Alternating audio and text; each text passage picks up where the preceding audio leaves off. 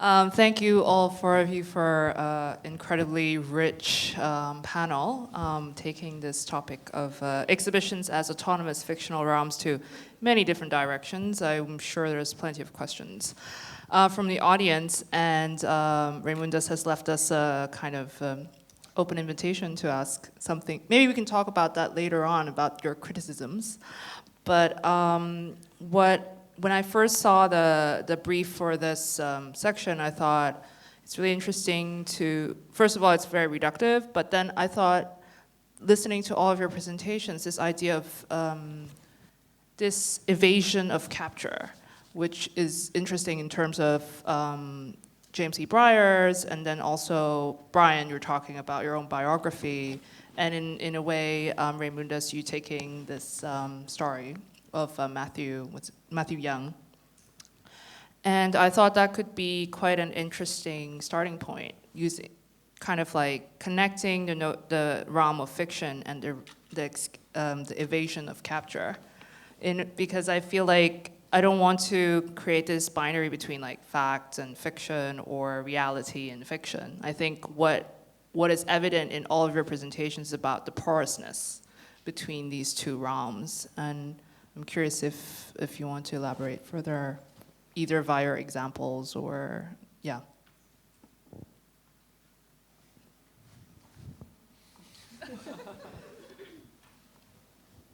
Brian, maybe.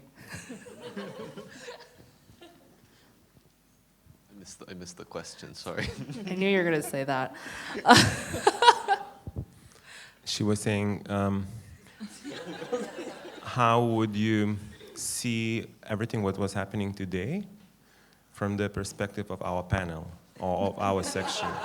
Let's say, how would you apply the logic of, or let's say perceptual frame of fiction and art on what colleagues before were presenting?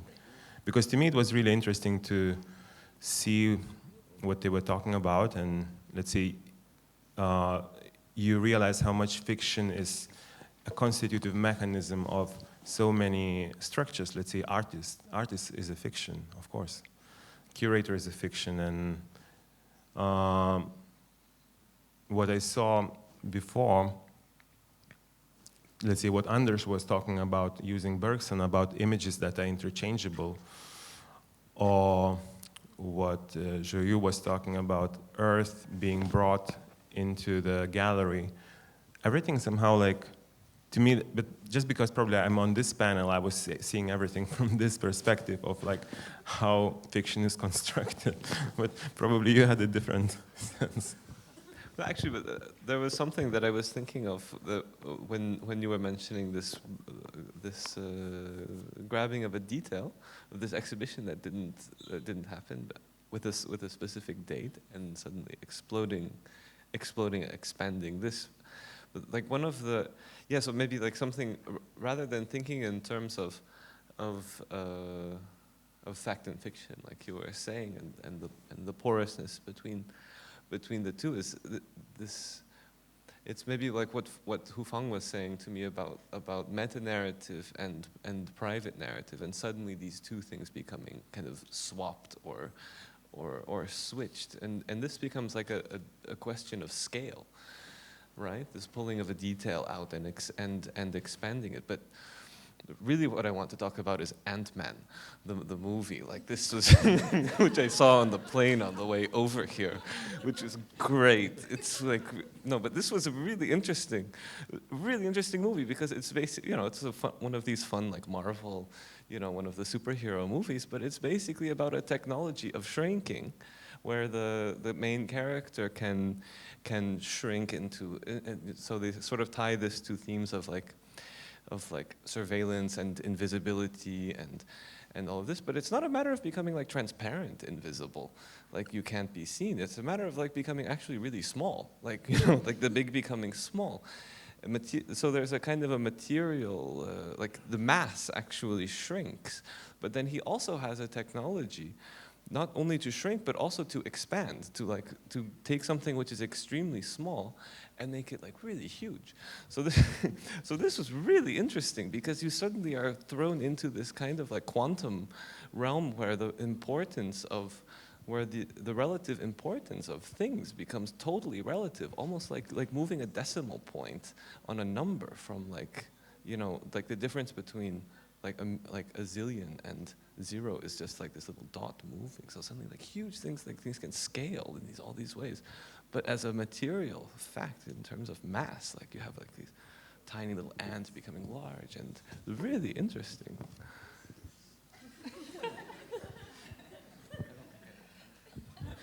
You're still jet lagged, I guess.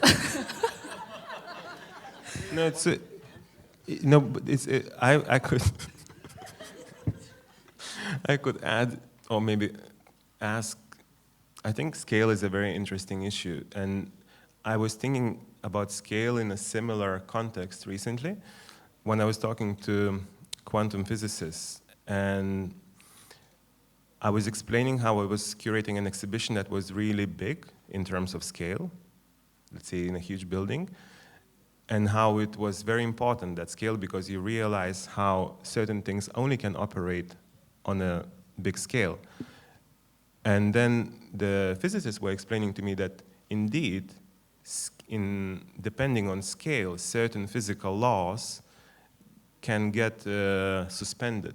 So for example, on a micro scale, the gravity is suspended. And it's not anymore valid.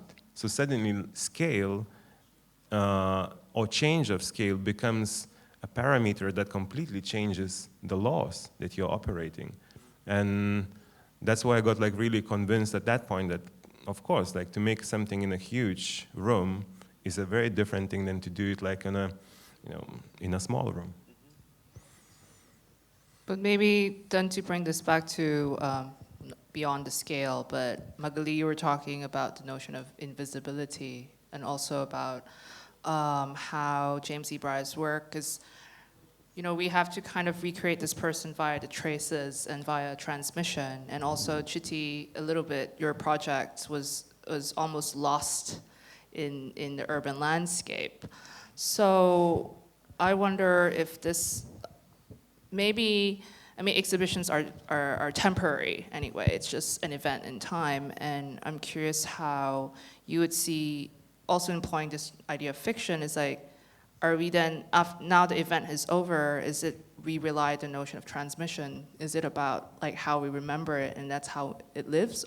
Or how does this oral accounts somehow constitute to what this exhibition experience could be?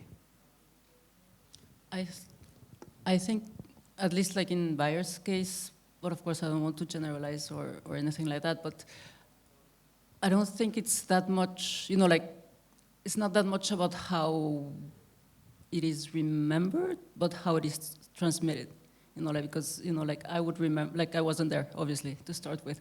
So, and whoever was there, you know, like when I was, you know, like working on that show I was like interviewing all sorts of people, and of course, you know, like the stories you hear were completely different to whatever you could like tell Byers was expecting to transmit, you know, like just out of the letters and of course, you know, like he was obviously romanticizing his own position and, you know, like that whole play with anonymity he did in relation to MoMA and then other shows. Of course, you know, like it's like very romanticized, and then you talk to like all sorts of people, you know, like galleries and people who knew him or people who filmed him.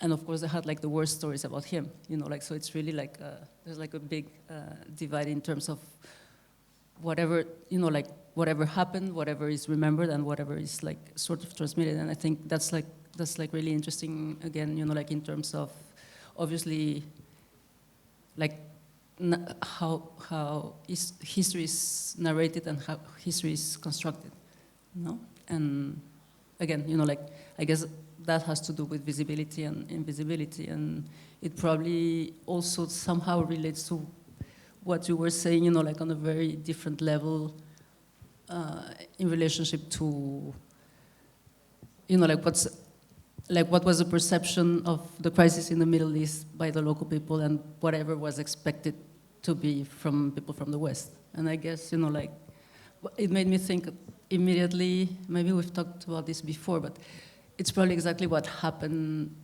you know, like in Mexico a few years ago, like in relation to whatever, you know, like the artist's production was and whatever the expectations were on, you know, like having to relate it to a very specific, like historical or social or political context. And things weren't as bad as they are now. And of course, you know, like now somehow, you know, like artists aren't like really dealing with those issues. And I guess that's like really interesting and it's still like very puzzling for me, but I guess it totally has to do with whatever you were saying. You know, like, I think it just comes to a point where you probably don't want to see like any more, you know, like head rolling or, you know, like violence and you basically, it's like very confusing because it really brings you to like a sort of conservative position, you know, like where you basically have to find, you know, like, or redefine some values elsewhere, you know, like, and it's not about not being committed to certain social realities or political realities, it's just about finding other ways to sort of like patch all those, you know, like issues but maybe I diverted. Maybe Chitti, you wanted to add something about this notion of invisibility, or you can... Yeah, sometimes I think the visibility and invisibility have to do with, you know, the relations, how it get transmitted, and maybe it's lost its significance in terms of, you know, trying to transmit it and just disappear. For example, the painting that I showed in my presentation, the last one, I think it's lost its significance for almost 100 years. And the past 5 years, people start to looking back at that painting and the significance of that painting. So this kind of like, you know, revisiting the past and things like that. And so it's not just how the artist transmitted the work to the audience, and I think it had to do with relations and times and things. Can I? Yeah, sure. Can I I- was just gonna field some questions. Anders. Just one, it's more like a comment. I think that exhibition sculpture in the space age may actually have taken place. And I think I know the artist who did it. And I'm not sure if it was at Serpentine, but I will certainly check this. And the artist's name is Paul van Hooijdonk, and he lives in Antwerp. And he is famous for always working with NASA. So he insinuated himself into NASA in the late 60s. He's it's an interesting artist, let's say, like, yeah, interesting to look at. And we have in our collection a copy of a little aluminium sculpture that he persuaded the crew of now I forget now the number of this Apollo, but it wasn't the first one. I think it was the second one, you know, when they were driving, in 1971, they were driving on the moon with this Papamobile style, you know, truck. And one of the astronauts actually dropped this little sculpture on the surface of the moon, because since he had infiltrated NASA, he had also gained access to the astronauts. So this is the only work of art that is actually on the surface of the moon. And it is a monument. It's very small. It's like this because it had to fit into the pocket. And it's a monument to all the people on both sides of the Iron Curtain who had given their life in the space race. So it also has this little cheesy social awareness to it. And I can update you on his work if you're interested. He did like zero gravity sculpture or something. Is that the guy? It's the artist who does like zero gravity sculptures, right? Aluminium.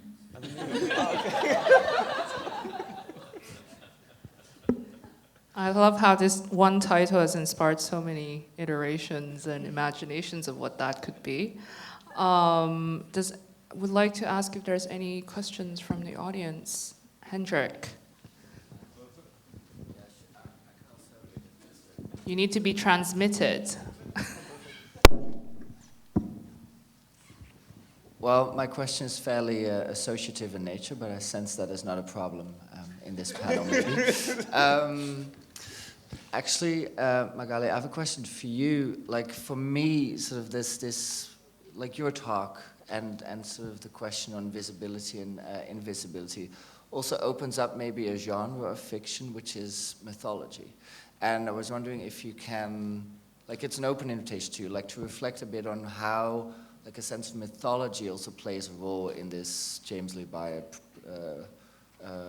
project and exhibition at the Apple that you were talking about, because it's interesting actually how much sort of mythology around those performances exists and how it sort of, yeah, traces back now or something.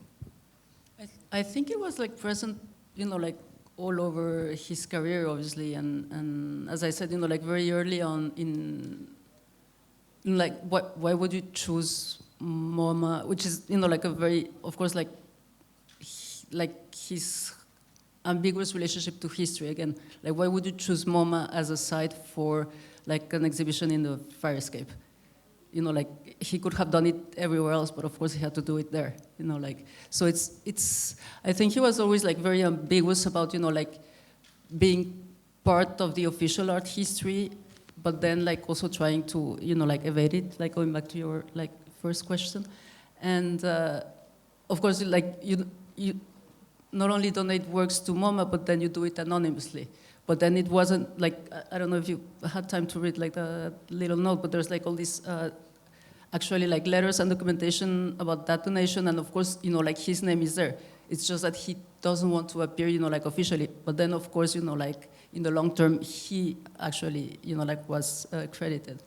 And I think, you know, like obviously, like, I don't know how familiar like you were with the work, but you know, like as long as I was working, I really noticed that many people didn't actually know him. You know, like or some people did actually know the work, but the very late works, which were actually like very, you know, like massive, like those like kind of marble sculptures and, you know, like golden sculptures, which absolutely, you know, like didn't make sense with whatever he was doing first, which makes me think that of course, you know, like all these like sort of hide and seek game he was playing at the very beginning, it was really because he actually did want to, you know, like be part of the official art history. So of course, you know, like I guess it's probably like both sides of the same coin, you know, like that sort of like creating a myth of him not being there, which he did for a long time, and literally, you know, like there isn't like that, there's basically nothing, you know, like out of whatever he did from, I would say, like the mid-60s up to maybe the late 80s, something like that. It was just like, you know, all these letters again and postcards and, you know, like ephemera that it's just there, but there's like really no, like... Do you know if there, and this is an honest question because I don't know, if there was a relationship, personal or otherwise, between Ulysses Carillon and James Lee Byer, because the work, especially the early work, I mean, has wonderful similarities in sort of creating this space of rumor, mythology, and visibility. It's quite amazing. I don't actually know. I suspect not, but like funny enough, in that the Apple newsletter, there is like a Ulysses Carrion piece in the very same one. So they obviously, you know, like, and he spent like Byer spent like tons of time in actually in Europe, like mostly Switzerland, maybe, but he did go to Amsterdam a lot, like in the 60s more, rather than, like he didn't go in the 80s, but, so I guess, you know, like, I think Carrion, I won't know the exact dates, he probably went to Europe later. 80, 81, 80, something like that. Right, so I don't know, like, I don't think there was like anything specific, but, you know, like, there's like coincidences and just like geographical coincidence.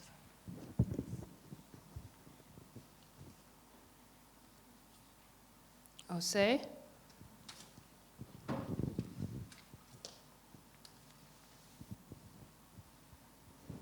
Hi. I thought that it was interesting how somehow the presentations managed to get split right down the middle, and we ended up being, for one part, in the sort of meta, that we were taken to towards the end of the presentation, and then in the early part, a strong focus on exhibitions that had actually taken place, both in the instance of James Lee Byers and All the World's Futures, and obviously your itinerant sort of urban projects. And I kind of felt that there was a strong emphasis on a question towards, you know, art moving in social space and the relational, but also what you mentioned about this sense of being both small and large, or in a meta-narrative as well as a personal narrative. And the extent to which I've always felt, certainly as someone, and I think something many of us have, these kind of sometimes intense, sometimes dysfunctional relationships with our collective histories, sometimes individual histories, but sometimes ones that we share. It becomes very difficult to figure out when you're experiencing one or the other, and I think at least in your instance, it may have just been a kind of overwhelming sense of place that had more to do with a feeling of proximity. And in your presentation, Chitti, I felt that there was when you showed the last image that had there was an appearance of the universe in the landscape of what would look like a conventional, you know, landscape image. But the fact that those two things were being combined was almost the direct representation of what you'd experienced in that moment, both a sense of positionality and then a universality. And that was an ambition, not a direct ambition, but certainly a kind of an awareness going into producing All the World's Futures, not so much about a universality, but a kind of an all-encompassing humanity, which is an incredibly huge ambition for an exhibition to have. And I thought it was a sort of interesting, way that you took, you know, Ibrahim Mahama's Out of Bounds, which I personally think is a really interesting part of that exhibition as a gateway into talking about a kind of futures, a kind of collective a future sort of context for understanding the relationship between art, location, and humanity. But that's my kind of free thinking. I don't know if anyone would have a response. I have a question. Do you know if there was this discussion whether it should be in singular or plural futures? Because when I saw the poster of Venice Biennale, whether it should be all the world's future or all the world's futures. Oh, well, apparently he knows the answer, but at least from my experience, having worked on the project, it was never discussed, but that would have been the very early phases. I think that the idea of futures, obviously the plurality is particularly significant there, because you're thinking about, you know, the potentiality of so many different things happening at once. And I think when you were talking about the situations in the Middle East in relation to the experience that your grandmother may have had but may not be able to recollect, it's that kind of odd situation of everybody experiencing the same thing but at different times. You know, for someone it's a CNN feed, for another person it's half of their house being blown to smithereens, and that it's so difficult to comprehend in one foul swoop, so to speak. But you have the answer. No, it's just that. With an S. No, it's. I will always have had the answer. The thing is that futures, the S at the end, signals that you're in the know, because the professional futurists, not to be called ever futurologists, never talk about future. They always talk about futures. That's the answer. It's not an answer. It's just a comment.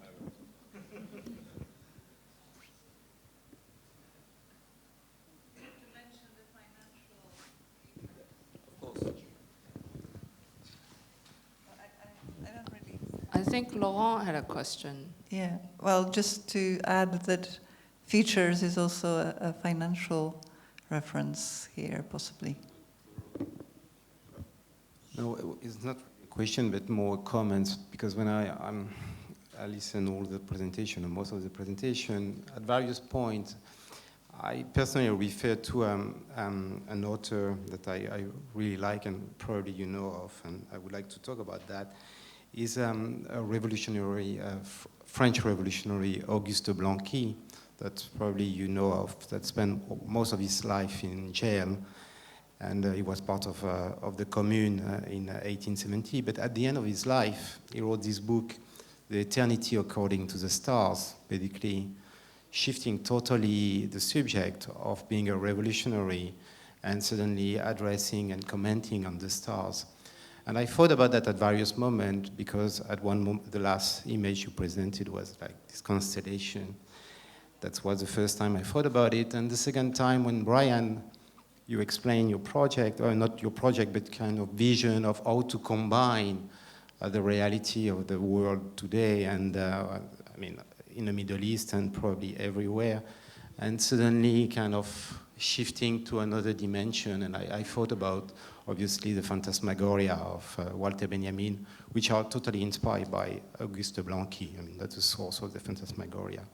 And then again, a third time, where I have this kind of image of this proposition in between wall and desk, and I thought about these other spaces that also can be somewhere else. I don't know, just a comment, not a question.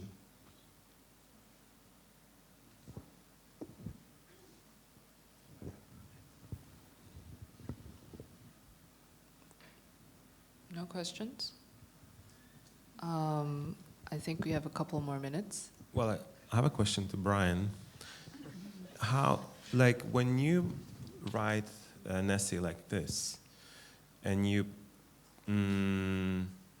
unfold your narrative and argument, do you feel how it affects the way you feel? Because my sense was that it's really like a kind of like a self-applying fictional device, and it puts you in a very specific mood, in almost like a very specific sense. It affects you on a kind of cellular level, because you are thinking about it, you also sense it, and in a way, this is how I see like also sometimes exhibition making, because it allows you to be in, even like through the most fictional devices, to be in some states and relationships with people and with things that you, let's say, don't experience otherwise. Yeah, for sure. I think you called it, I think you said something about it being psychedelic. Yeah. I mean, but it also has to do with the topic. I mean, it has to do with a certain exhibition, yeah, by a certain person at a certain time, a certain place, which lined up in a very peculiar way that destabilized a lot of things for me, and so there's also recounting that. But this essay was not in a catalog. Because if this essay would have been in a catalog, like an essay from Future would have been amazing. Yeah, part of it is actually the editorial for that catalog. Inti?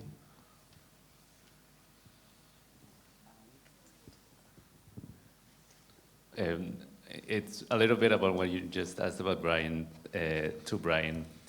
I also felt, and I wanted to ask, like, at what point did the story became a conspiracy theory, you know? Because I was really like following and like, yes, and then suddenly it was like, and China and the market and the end of art history. It's coming to get you. It's coming to get you. So, yeah, I'm even curious as a question of like, even in the creative writing process, when did it become the conspiracy theory? I mean, the conspiracy theory is always interesting, right? Because of the way that it basically it removes the categories of fiction and fact. You know, it is so it's something where you don't have to deal with either of these things as operators, right? But you know, it's also when you experience, but this happens more and more when you're forced. I mean, at least to me, it seems you are more and more forced when dealing with things on a certain scale or dealing with a certain relation to things. You know, it's just, I mean, not only things that you see when you get on a plane and go to a different place, but also, you know, when you open your device and you look at the robot, you know, this is, you know, you are really dealing across vast scales. And more and more you find that causality works in a very different way, and things line up in very strange ways. So conspiracy is not so much a matter of paranoia. It becomes almost a kind of daily thing. But then when you look at, of course, political events, which are also related, which are more and more related in this way, and seem to make also less and less sense in the way that they used to be, right? Then, then this figure of the weather, there's this amazing exhibition, weather permitting, that Raimundas worked on, this, the Biennale do Mercosul, from, it was like just 2000, yeah, 2 years, 2013. And yeah, so there becomes the question of how to kind of, how to reconstitute sensibility given this kind of, this certain kind of senselessness in the way that events happen. You're looking at these political, another kind of conspiracy you always ask. This is all like really a question that comes up often in like Middle East, right? There's always, when you watch something, there's always this horrific question, like, is what is happening a kind of an incredible plot, a kind of some genius puppet master who's working 12 steps ahead of the game and knows exactly, or is it just complete chaos, right? Is it kind of random, or is there some kind of like evil master plan? Right, there's this, this is like the question of like, is it fact or is it fiction, or is it fiction or is it reality? Right, it's a non question. One last question. Yeah, but I think it was very consistent as a theory, and I mean, if you think that of the monster running on biographies. And the biographies are not any longer ones in which the person who lives them has a say, but something that is pre-decided by where they are from, as it used to be in old essentialist ideas of biography. And if this is a monster like a fabrication of these biographies, or kind of a valorization of these biographies. And then there is a kind of a global refugee crisis in which kind of people are brought to places where nothing what they have is their biography as something that is kind of not self-chosen in precisely such a way. And it is even it's part of the capital that they're bringing. And there are so many speculations about the kind of economic aspects of refugee crises like this. Then the point is that this is a typical development, just like the wave before, where the valorization of a modern capitalism or contemporary capitalism was based on the valorization of so-called freely chosen biographies or self-determination biographies. Now it is the opposite, but both are kind of related to limited resources. And that's why I think the way how the resources are at the same time destroyed, and those biographies won't come again. They come for one generation or two, and then they will not exist anymore. That makes it very capitalist. So that is the only point I do not understand in this consistent theory. Why you're saying it's beyond capitalism, because I think it's very capitalist, this description. Okay, I think, thank you everybody. I'm afraid I have to cut this session short. Yeah, we can talk about it over a cigarette, I guess. Thank you everybody for coming today. I'm sure we're going to continue our discussions on the third day in the plenary session. Yeah, looking forward to seeing you all tomorrow, I guess.